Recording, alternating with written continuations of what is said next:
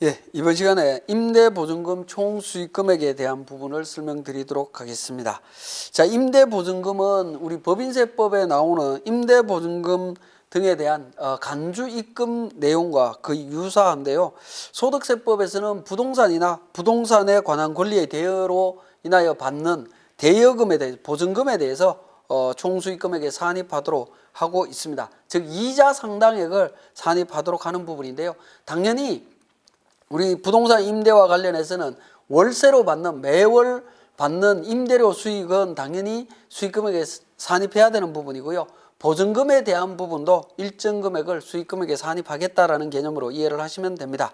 자, 이때 보증금에 대한 수익금액 상당액을 계산할 때 있어서 기장에 의하느냐 축에 의하느냐에 따라서 조금씩 달라지는데요. 그리고 또 기장에 의할 때도 임대 대상 물건이 주택이냐 아니면 기타 부동산이냐에 따라서 달라집니다. 주택의 경우에는 보증금에서 3억 원을 차감한 금액의 적수 곱하기 60% 곱하기 이자율로 계산하도록 되어 있고요. 주택 외의 부동산인 경우에는 보증금 적수에 건설비 상당액 적수를 차감하고요. 곱하기 365분의 1 곱하기 이자율로 하도록 되어 있습니다.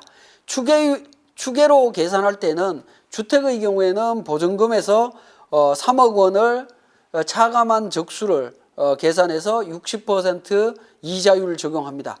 그 다음에 그 주택을 제외한 부동산의 경우에는 보증금 적수에다가 건설비 상당액 적수를 적용하지 않고 그냥 365로 나눠서 이자율을 적용하도록 되어 있습니다.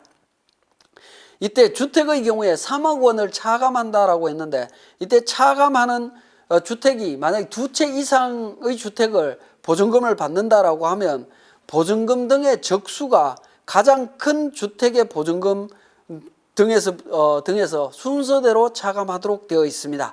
그래서 이 부분은 결과적으로는 주택별로 보증금 적수를 별도로 계산하신 다음에 큰 순서대로 3억 원을 차감하는 방식으로 계산해야 된다라는 점을 좀 유의해서 보실 필요가 있겠습니다. 자, 그러면 이제 임대보증금 총수익금액 계산 시에 주의해야 될 점 몇 가지 정리해 보겠습니다.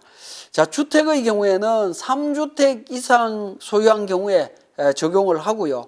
주택 수를 계산하실 때 주거 면적이 85제곱미터 이하인 경우에 주택이고 또 기준시가가 3억 원 이하인 주택은 제외하도록 되어 있습니다. 제외하고요. 주택수는 다가구 주택은 한 개의 주택으로 보지만 구분 등기가 되어 있다면 각각 주택으로 본다라는 거고 공동소유 주택은 지분이 가장 큰 자의 소유자로 보도록 하고 있습니다. 그 다음에 그 주택수를 계산할 때 본인과 배우자가 각각 주택을 소유한 경우에는 합산해서 계산을 합니다. 네 번째, 주택수를 계산함에 있어서 부부 합산해서 계산했다 할지라도 임대보증금 총수익금액 계산할 때는 거주자별로 주택을 기준으로 각각 계산합니다. 그러니까 남편이 한 채, 아내가 한 채 가지고 있기 때문에 이 보증금에 대한 수익금액 상당을 계산하는 대상이 되었다라고 하더라도 실제 계산할 때는 남편과 아내 각각 계산한다라는 겁니다. 두 채를 합쳐서 계산하는 것이 아니라 각각 계산하게 되고요. 각각 계산할 때 각각 3억 원씩 보증금이 차감될 수 있다라는 부분으로 이해를 하시면 되겠습니다. 자, 그 다음에 부동산 임대소득의 비과세 부분입니다. 한 개의 주택을 소유한 자의 주택 임대소득은 비과세됩니다. 물론 과세기한 종료일 또는 해당 주택의 양도일 현재 기준시가가 9억 원을 초과하거나 국 외에 소지하는 주택 임대소득은 무조건 과세를 합니다. 그리고 해당 과세 기간에 주거용 건물 임대업에서 발생하는 수익금액의 합계액이 2천만 원 이하인 자의 주택 임대소득은 비과세합니다. 2016년도까지는 비과세하도록 되어 있습니다. 그래서 주택 임대소득금액이 수익금액이 2천만 원을 초과하는지 또는 이하인지 여부를 한번 확인해 보실 필요가 있겠습니다. 자, 이렇게 이제 기본 개념을 정리를 했고요. 다음은 이제 세무사랑 2를 통해서 임대보증금에 대한 총수익금액 계산 방법을 설명드리도록 하겠습니다.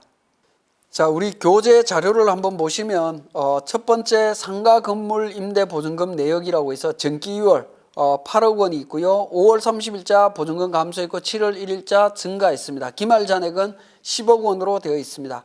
그리고 상가 건물 상당액은 6억 원이고 총 면적은 10만 제곱미터다라고 되어 있고요. 손익계산상에 이자 수익 250만 원 있고 건물 임대보증금 운용수익이 200만 원이다라는 정보가 있습니다. 그리고 네 번째 정보가 이제 주거 면적이 85제곱미터 이상인 보유주택이 세 채로서 보증금과 월세에 대한 내용이 있습니다. 주택보증금에 대한 운용수익은 없다라고 가정하고요.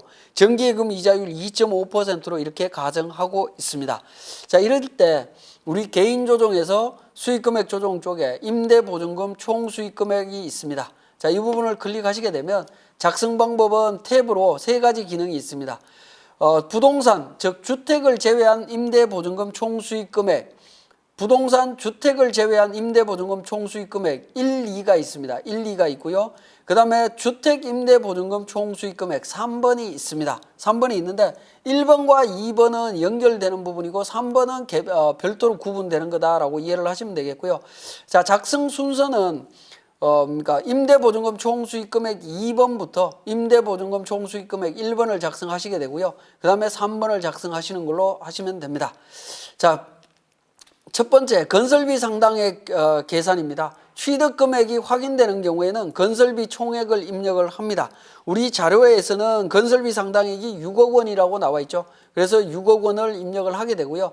임대 면적과 보증금을 받고 임대한 면적 10만 제곱미터를 전부 다 입력을 했습니다. 그러면 건설비 상당액이 계산이 됩니다. 계산이 되고요. 2번과 3번 관련되는 부분은 취득가액이 확인되지 않는 경우에 기준시가에 의해서 정리를 해주시면 되겠습니다. 그 다음에 네 번째는 임대보증금 운용수입명세서 취득금액이 확인되는 경우에 1번으로 하는 경우에만 입력을 합니다. 자, 이자 수익으로 해서 제가 계정과목 입력을 했고요. 계정금액은 250만 원입니다. 손익계산서에 250만 원 반영이 돼 있을 거고, 이자 수익은 이자 할인료라고 해서 부분 보시면 비치 기장한 장부 증빙서류에 의해서 해당 보증금 등으로 취득한 것이 확인되는 금융자산으로부터 발생한 수입이자 등에 대한 부분입니다. 그래서 200만 원 입력을 했습니다. 반영을 했고요. 자, 이렇게 이제 건설비 상당액과 운용수익에 대한 부분을 정리를 했다면 두 번째 탭 임대보증금 총수익금액 1번으로 갑니다. 1번으로 가게 되면 임대보증금 등에 대한 적수 계산이 있습니다. 이 적수에 대한 부분들은 그러니까 보증금에 대한 내용이 우리 회계관리 쪽에서 이미 전표에 반영이 되어 있을 겁니다.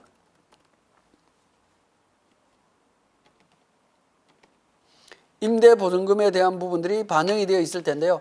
이렇게 반영된 내용을 우리 임대보증금 총수익금액 적수계산 쪽에서 불러오기를 통해서 반영을 해주시면 됩니다. 불러오기를 통해서 반영하게 되면 자동으로 입금과 반환된 내용들이 반영이 되면서 일수 계산이 적용되면서 적수가 자동 계산됨을 알 수 있습니다.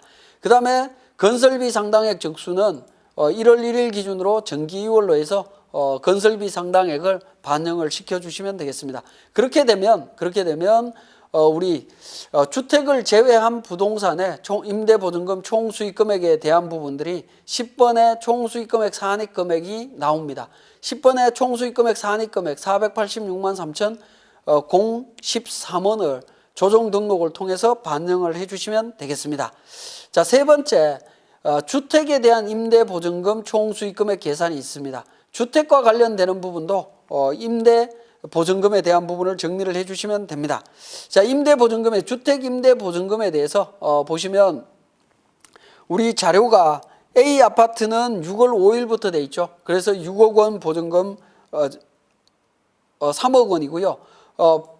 자, 이 보증금을 입력하실 때 좀 주의를 하셔야 되는데 지금 보시면 단독주택 C주택이 1억 원이죠. 임대 개시 일자가 1월 1일입니다. 빠른 날짜부터 적용을 해주시면 됩니다. 자, 그 다음에 2월 1일자에 B 아파트가 2월 1일자에 그러니까 임대가 개시됐죠. 2월 1일 기준으로는 보증금이 합계 누계획 기준으로는 3억 원입니다. 3억 원을 반영을 했고요. A 아파트는 6월 5일 날입니다. 6월 5일 기준으로는 3억 원에 임대를 했기 때문에 총 보증금이 6억 원이죠. 6억 원이 됩니다. 그렇게 해서 적수를 계산해 주시면 되는데 공제 금액이 있습니다. 3억 원 기준으로 공제를 해야 되는데 이때 공제하는 부분이 굉장히 여러분들이 좀 주의를 하셔야 되는데 우리 교재 자료에 보시면 임대보증금 적수가 있습니다. 적수를 미리 제가 계산을 했는데 우리 세무사랑2에서는 이 부분이 자동으로 지금 계산이 안 되고 있습니다. 전체 보증금 흐름을 그냥 계산하고 있어서 단독주택의 경우에 C주택 1억 원에 대한 보증금에 대한 적수를 계산하셔야 되고요. B주택, A주택도 각각 개별적으로 보증금 적수를 계산하셔야 되고 B주택의 보증금 적수가 가장 크죠. 보증금 적수가 가장 큰 부분에서 3억 원을 먼저 차감한다라는 겁니다. 먼저 차감하기 때문에 3억 원에서 차감할 보증금은 B주택 2억 원이죠. 2억 원을 먼저 차감하게 됩니다. 3억 원 중에 2억 원을 차감하기 때문에 7번 공제액에는 2월 1일 날 발생된 B 아파트 2억 원에서 공제금액 2억을 차감해 주시면 되겠고요. 자, 그 다음에 차감해야 되는 부분이 A 아파트 보증금 적수가 두 번째로 크죠. 남아있는 1억 원을 공제를 해주시면 됩니다.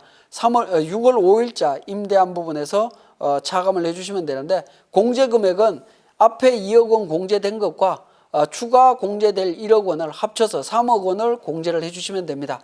자, 이 부분을 조금 우리 세무사랑2 프로그램에서 작성되는 방식으로 설명을 드리면 좀 이해하기가 조금 어려운 측면이 있는데 어쨌든 이 보증금이 누적 개념으로 일자별로 누적 개념으로 작성이 되는 방식이다 보니까 공제 금액도 누적 개념으로 최종적으로 3억 원까지 공제되는 것을 확인하실 수가 있습니다.